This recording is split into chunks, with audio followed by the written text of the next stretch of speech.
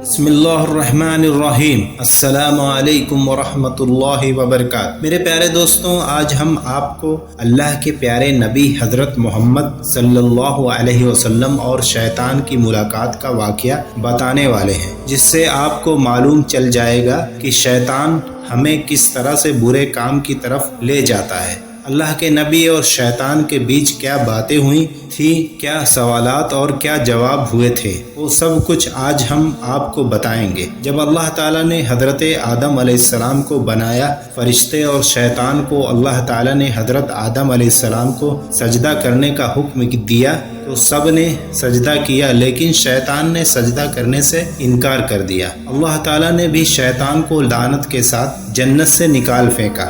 شیطان کو جنت سے نکالے جانے کی وجہ ایک انسان ہوا، تو اپنے بدلے کی آگ بجھانے کے لیے شیطان نے اللہ کے بندوں کو سیدھے اور نیک راستے سے ہٹانے کا کام شروع کر دیا۔ کئی نبیوں اور رسولوں کے دور میں شیطان ان سے ملاقات کرتا رہا، ان کی قوم کو تباہ اور برباد کرنے کے لیے الگ الگ چالیں چلتا رہا اور ان کو گمراہی میں ڈالتا رہا، جس کی وجہ سے ان پر دردناک عذاب آئے اور ان کا نام و نشان مٹ جائے۔ ایک مرتبہ جب حضرت موسیٰ علیہ السلام سے شیطان کی ملاقات ہوئی تو شیطان نے حضرت موسیٰ علیہ السلام سے کہا، اے موسیٰ، اللہ تعالیٰ نے آپ کو اپنے رسالت کے لیے اپنا نبی بنا کر آپ کو دنیا میں بھیجا اور آپ اللہ تعالیٰ سے باتیں بھی کیا کرتے ہیں۔ میں بھی خدا کی مخلوق میں شامل ہوں اور مجھ سے ایک گناہ ہوا ہے اور اب میں اس گناہ سے توبہ کرنا چاہتا ہوں۔ آپ اللہ تعالیٰ کی بارگاہ میں میری سفارش کریں، اللہ تعالیٰ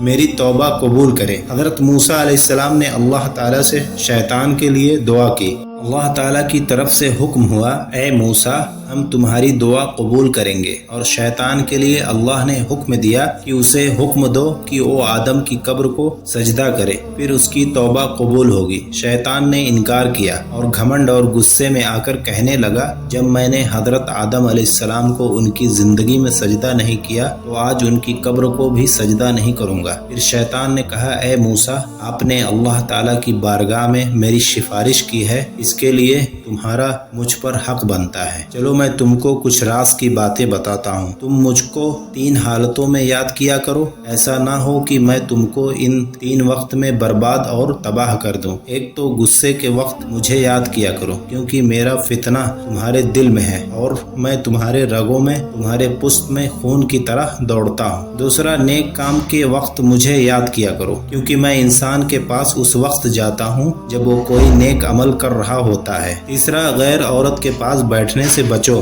کیونکہ میں اس وقت سب سے زیادہ وسوسے انسان کے دل میں ڈالتا ہوں جب وہ کسی غیر محرم کے ساتھ ہوتا ہے۔ حضرت ابن عباس رضی اللہ تعالی عنہ فرماتے ہیں، حضرت محمد صلی اللہ علیہ وسلم مسجد سے باہر نکلے تو وہاں شیطان کھڑا ہوا تھا۔ آپ صلی اللہ علیہ وسلم نے شیطان سے پوچھا، کس چیز نے تجھے مسجد کے قریب لایا ہے؟ شیطان نے کہا، اے اللہ کے نبی، مجھے اللہ تعالیٰ نے آپ کی خدمت میں حاضر ہونے کا حکم دیا ہے۔ آپ صلی اللہ علیہ وسلم نے فرمایا، اللہ تعالیٰ نے تجھے میرے یہاں کیوں بھیجا ہے؟ شیطان نے کہا، تاکہ آپ مجھ سے کچھ سوال پوچھیں۔ حضرت ابن عباس رضی اللہ تعالی عنہ فرماتے ہیں، پہلے آپ صلی اللہ علیہ وسلم نے نماز کے مطابق پوچھا، اے شیطان، میری امت کو نماز جماعت کے ساتھ پڑھنے سے کیوں روکتا ہے؟ شیطان نے عرض کیا، حضور، جس وقت آپ کا کوئی امتی جماعت کے ساتھ نماز پڑھنے کے لیے گھر سے باہر نکلتا ہے تو مجھے ایک بیماری گھیر لیتی ہے، جب تک وہ واپس نہیں ہوتا